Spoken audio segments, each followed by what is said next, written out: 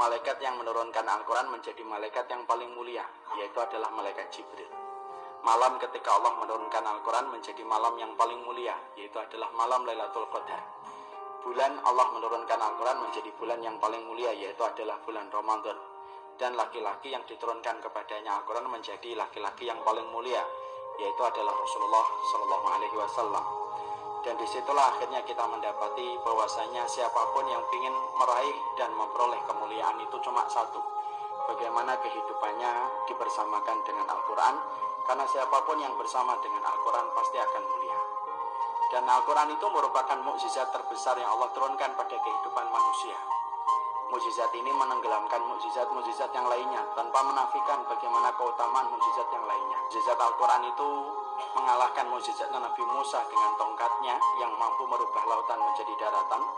Mukjizat Al-Quran itu mampu mengalahkan mukjizatnya Nabi Sulaiman yang mampu berbicara dengan semua binatang, dan mampu mengalahkan mukjizatnya Nabi Ibrahim yang kebal ketika dibakar. Karena semua mukjizat para nabi dan mukjizat para rasul itu hilang bersama dengan wafatnya mereka. Adapun mukjizat Nabi Muhammad, walaupun dulu saya ketika waktu kecil suka bingung kenapa mukjizatnya Rasulullah itu hanya Al-Quran, tapi ternyata baru saya tahu, ternyata Al-Quran itu bukan hanya mukjizat, tapi mukjizat yang paling besar.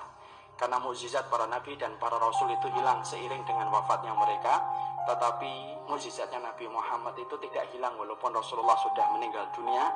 Efektivitasnya itu tetap berlangsung mukjizat itu sampai nanti matahari terbit dari arah barat. Makanya dari situlah kita akhirnya mengetahui siapapun yang ingin membangun kemuliaan itu dimulai dari Al-Quran yang ditanam di dalam dadanya.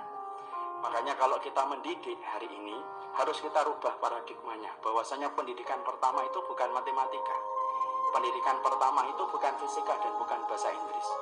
Tapi bagi kaum yang beriman kepada hari akhir, ketika telah mengimani semua perkataan Rasulullah, pendidikan pertama dalam kehidupan anak itu adalah Al-Quran. Karena Al-Quran itu apabila telah hidup pada kehidupan seseorang, maka sesungguhnya mukjizat itu sudah ada di dalam dada anak itu. Dan kalau mukjizat itu sudah hidup dalam dada seseorang, maka Allah itu tidak punya alasan untuk tidak menolong orang yang di dalam dadanya itu ada Al-Quran.